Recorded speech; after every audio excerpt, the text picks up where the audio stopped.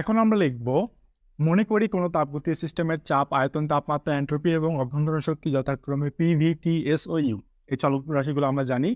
যদি কোনো সিস্টেমের পরিমাণ এখন কি লিখছে ডিকিউ, এটা আমরা না পড়ে আমরা একটা প্রথমে কি বিবেচনা করবো, একটা সিস্টেম। এই সিস্টেমে আমি হচ্ছে ডিকিউ পরিমাণ তাপ প্রদান করছি, করার ফলে তার পাইক কাজ সম্পন্ন হচ্ছে ডিডাব্লিউ এবং এর ভিতরে অভ্যন্তরীণ শক্তি বৃদ্ধি পাইছে হচ্ছে ডি ইউ পরিমাণ। ঠিক আছে, এখন তাপগতিবিদ্যার প্রধান সূত্র আমি জানি, গৃহীত বা বর্জিত তাপ সেটা হচ্ছে D Q is equal to কি পাবো হচ্ছে অভ্যন্তরীণ শক্তির বৃদ্ধি প্লাস হচ্ছে বৈদ্যুতিক কাজ। এখন আবার স্থির চাপেকৃত কাজ। এখন স্থির চাপেকৃত কাজের জন্য আমরা একটা রাশি জানি, DW is equal two PDV. ঠিক আছে, এখন এই ডিডাব্লিউ এর মানটা যদি আমি কি করি, উপরের সমীকরণে বসাই, তাহলে আমি সমীকরণটা পাবো হচ্ছে D Q is equal to D U plus PDV. এটাকে আমরা কি করব, 1 নং সমীকরণ দ্বারা প্রকাশ করব। এখন তাপগতিবিদ্যার দ্বিতীয় সূত্র আমরা জানি, সেটা হচ্ছে এন্ট্রপির পরিবর্তন is equal to D Q divided by T. ঠিক আছে, এখান থেকে আমি ডি কিউ এর মানটা নিব, তাহলে আমি লিখতে পারি বা D Q is equal to কি হবে, টি ডি এস। এইটাকে আমি 2 নং সমীকরণ দিব। এখন যেহেতু নিচে আমার জায়গা কম আছে, সেজন্য আমি এটা পুরোটা মুছে দিয়ে তারপর হচ্ছে আবার লিখব। এখন আমরা লিখব, সিস্টেমের মোট তাপ বা এনথালপি যদি এইচ হয়, তাহলে গিবসের অবক্ষেপ হবে, আমরা কি জানি, G is equal to H minus T S. এটাকে আমরা এভাবে লিখতে পারি, বা জি ইজ ইকুয়াল টু এই সময় আমরা জানি হচ্ছে ইউ প্লাস টি টি। এগুলো আমরা ষষ্ঠ অধ্যায়ে শিখে এসেছি, মাইনাস টি এস। এটাকে আমরা কি করবো, আমরা 3 নং সমীকরণ দিয়ে রাখবো। ঠিক আছে, এটাকে এখন আমরা অন্তরীণ তাহলে পাবো হচ্ছে D G is equal to D U. ঠিক আছে, এটা পাবো হচ্ছে একটা রেখে দেবো, প্রথমটা রেখে দিয়ে পরে ইন্টিগ্রেশন ডিফারেন্সিয়েশন করবো ডিভি। ঠিক আছে, তারপর আবার হচ্ছে ভি কে রেখে দেবো plus V D T minus T কে রেখে দেবো টি এস, এবার কি রেখে দেবো, এস কে রেখে দেবো এস ডি টি।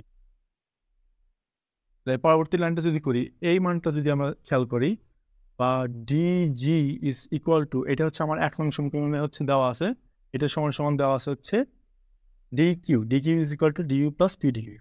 পরে লিখলাম হচ্ছে ডি ডি টি। ঠিক আছে, মাইনাস টিডিএস, টিডিএস সমান সমান আবার দেওয়া আছে, আর এটা লিখি আমরা এলেনটা একটু বাড়তি করি, টিডিএস মাইনাস এস ডি টি। ঠিক আছে, করলাম, এখানে দিলাম হচ্ছে 1 নং হতে।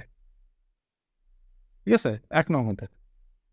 তারপরে হচ্ছে বা D G is equal to D Q plus V D P minus TDS হচ্ছে আবার কি, টিডিএস সমান সমান আমরা কি জানছিলাম, D Q is equal to T D S. তাহলে এখানে পাবো হচ্ছে ডি কিউ আর মাইনাস পাবো হচ্ছে S D T. D Q যদি কেটে যায়, তাহলে আমরা পাবো বা D G is equal to কি পাচ্ছি, VDP minus S D T. পাইলাম না? এখন কি আমরা লিখবো হচ্ছে, এখানে পিটা আছে, এটাকে আমরা 0 করতে হবে, তাহলে আমরা লিখবো এনে তাপ প্রক্রিয়ায় ডিপি ইজ ইকুয়াল টু 0। ঠিক আছে, তাহলে কি পাচ্ছি, DG is equal to G DP, এটা তো হয়ে যাবে 0, পাবো হচ্ছে মাইনাস এস টি। পাইলাম না? এমনকি এটাকে এই ডিটাকে যদি এই সাইডে দিয়ে আসি, তাহলে পাবো হচ্ছে minus curly D G divided by curly T. এই যে ডিপি কি সমচাপ, মানে কি স্থির চাপ, স্থির, তাহলে পি নিচে is equal two minus S. এখন এই এস এর মানটা লিখবো, এস এর মান ইজ ইকুয়াল টু, পক্ষে যদি আমি মাইনাস দ্বারা গুণ করি, তাহলে হবে হচ্ছে এটা প্লাস হয়ে যাবে, এটা মাইনাস হয়ে যাবে, minus curly D G divided by curly T T. S এর মান তারপর কি এস এর মান 3 9 সমীকরণে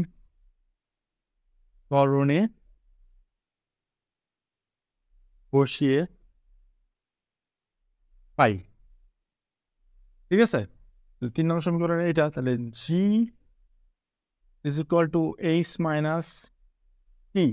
এস এর মান হচ্ছে এটার সাথে মাইনাস আছে, তাহলে এই মাইনাস গুণ হয়ে যাবে প্লাস। ঠিক আছে, মাইনাসে প্লাস, আর হবে হচ্ছে টি ডিভাইডেড বাই টি টি টি। এর পরবর্তী লাইনটা কি হবে সেটা আমরা যদি এখানে লিখি, যেহেতু জায়গা নেই, তাহলে কি করবো, এই টিটাকে এই সাইডে দিয়ে দেবো, এইচটাকে আলাদা রাখবো। তাহলে H is equal to plus আছে, এই সাইডে হয়ে যাবে মাইনাস, তাহলে G minus T del G divided by del T P. ঠিক আছে, এটা হচ্ছে আমাদের সেই প্রমাণ। এখন কি এর নিচে লিখে দিতে পারি, এটি এনথালপি বা মোট চাপ ও গিবস এর অপেক্ষকের মধ্যে সম্পর্ক। এটা লিখে আমাদের প্রমাণ, এবং যদি বলে যে এইটা প্রমাণ করে সম্পর্ক প্রতিপাদন করো, শেষ হয়ে যাবে। আজকে এই পর্যন্তই, পরবর্তী ক্লাসে আবারও দেখা হবে। আল্লাহ হাফেজ।